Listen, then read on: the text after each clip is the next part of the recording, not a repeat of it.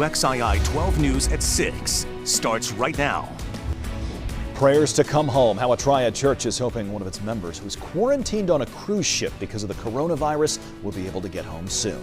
Plus, caucuses and candidates, why Democratic nominees are headed to the Carolinas before the end of this month. And gaining more than just muscles, our Lainey Pope is trying different workout routines to help you keep your New Year's resolution, getting fit. And she finds it's all about the people that you have cheering for you. Happening right now in Burlington, police are charging an 18-year-old with first-degree murder after the deadly shooting of a teenager not long ago. Makai Steele was already in the Alamance County Jail. He was arrested back on January 31st, charged with assault with a deadly weapon with intent to kill in connection with this same shooting. Steele is one of 3 people in custody connected to this particular case. Another family in North Carolina is facing devastating news tonight as deputies formally identify the body of a missing woman. That's Maria Martinez on the right-hand side of your screen. She was found in a burned-out vehicle in Grayson County, Virginia, a few months ago, back in November. Ms. Martinez was reported missing from Alexander County in June. You may recall this is also tied to a deadly arson case there, where the bodies of 2 children were found inside of a mobile home. Investigators are still trying to identify those 2 people who were found with Martinez. 2 people are also facing charges in this case. Heidi Wolf is from Wilkesboro, and Arlie Aguirre is also charged. Commitment 2020 now. Democratic presidential hopeful Mike Bloomberg is heading to the Piedmont Triad, and he is scheduled to be here tomorrow. This is the first day of our early voting period kicks off statewide. Mr. Bloomberg will campaign in Winston-Salem in the morning, and will be making several other stops across the area as well. Kirsten Gutierrez joins us live now from 4th Street in downtown Winston-Salem, where this first Bloomberg event is set to begin. Kirsten, I understand Mr. Bloomberg had to change locations just a short time ago. What do we know about that? Kenny, that's right. The presidential candidate was initially supposed to hold his event at Campus Gas. That's on the outskirts of Wake Forest University's campus. But earlier today, hundreds RSVP'd to the event, so they had to change it to here in downtown Winston-Salem at Footnote Coffee and Cocktail. And I am running to defeat Donald Trump. For the 3rd time, Democratic presidential candidate Mike Bloomberg is heading to North Carolina. His first stop, Winston-Salem. Michael Bloomberg has just risen, on sort of the radar screen in terms of his prominence in a lot of places, including here in North Carolina.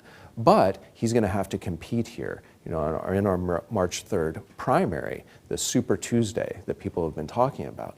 His visit comes as early voting begins. This is just one visit. We've got a couple of weeks where we're going to be seeing a lot of candidates and their surrogates, people who are representing the candidate, come into North Carolina, not only to raise money, not only to do events, but simply do retail politics and do some of these connections to raise the profile, especially of candidates who haven't been getting as much attention and support here in North Carolina. Bloomberg hoping to rally support with several events, like his first in Winston-Salem, which was originally at Campus Gas Thursday morning at 7 near Wake Forest University's campus. I think that candidates for president are going to be choosing venues that are close to campuses and try and speak on campuses, because what they're trying to do is get attention of young people and trying to get them out to vote. But due to a large number of RSVPs, the location changed to Footnote Coffee and Cocktails. Candidates think about this very carefully,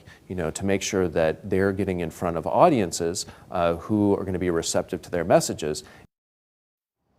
Now, Mayor Alan Joynes is expected to be here tomorrow. Now, after the event here in downtown Winston-Salem, they're going to head to Greensboro and then Raleigh to round out his campaigning here in North Carolina. Live in Winston-Salem, Kirsten Gutierrez, WXII 12 News. Kirsten, thank you very much. Mike Bloomberg is not the only presidential candidate among Democrats coming to our state this week. Bernie Sanders, who won in New Hampshire just last night, is coming here on Friday. He's planning a rally in Durham in the morning, and then he'll make a stop in Charlotte in the afternoon. Early voting in this North Carolina primary begins tomorrow, as we mentioned. Voters can go to designated polling locations in each county between February 13th and 29th to vote ahead of our March 3rd primary day. You do not need a photo identification in order to vote. For more information on where you need to go for early voting in your district and more Commitment 2020 coverage, head to our website, WXII12.com. In 12 Investigates, a government watchdog is filing a second complaint now against this man, State Senate Leader Phil Berger. Bill O'Neill is in Raleigh tonight to explain how this complaint accuses the Rockingham County Republican of misusing his public office for personal gain. The latest complaint asks the Legislative Ethics Committee here at the General Assembly to investigate whether Senator Berger unethically used campaign donations for housing here in Raleigh. Government watchdog Bob Hall says that Senate Leader Phil Berger is profiting from his public office, using political donations to buy a house in Raleigh, then masking the scheme in campaign finance reports. He's pulled in $73,500 from campaign donors. They call it rent, but it's really goes right into his pocket. Hall says that Berger bought this Raleigh townhouse in 2016 with campaign donations, then paid himself rent, $1,500 a month, money that actually paid the mortgage. Real estate records show Berger recently sold the townhome to a lobbyist for an $80,000 profit. Hall says that the house sold for a fair value price, but notes the $80,000 profit from the sale, plus the $73,500 in so-called rent money, gives Senator Berger a $150,000 profit. Records show that Senator Berger recently bought this Raleigh condo, located just blocks from the legislature. The sale price, $370,000. He's setting a bad example.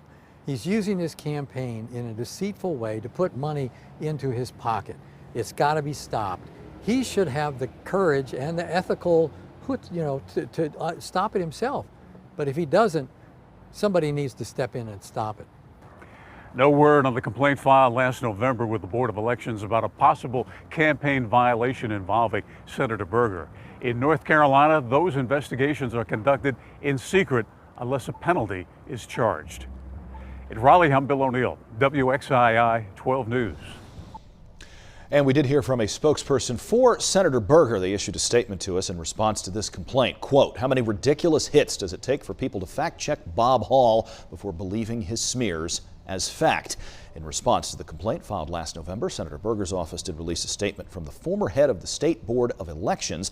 The statement noted that there is no law prohibiting a state lawmaker from being his own landlord and using campaign funds to pay himself rent.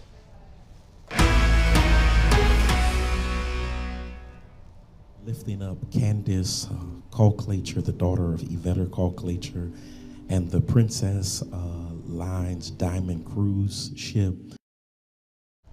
That is the pastor of United Metropolitan Missionary Baptist Church in Winston-Salem calling on the community to pray for one of their church members quarantined on a cruise ship not far from Japan. More than 130 people are on that ship, and they've come down with the coronavirus, now referred to as COVID-19 by folks in the health community. Let's go to Steve King. He joins us live in studio tonight. Steve, you spoke with Reverend Dr. Alvin Armstead a short time ago. What did he tell you? Kenny, well, Pastor Armstead says right now he's calling on people of all faiths to pray for one of his congregation members, Candace Colclature, an entertainer stuck on that cruise ship outside Japan because of the active quarantine. The 37-year-old's mother tells us Candace is in good spirits right now.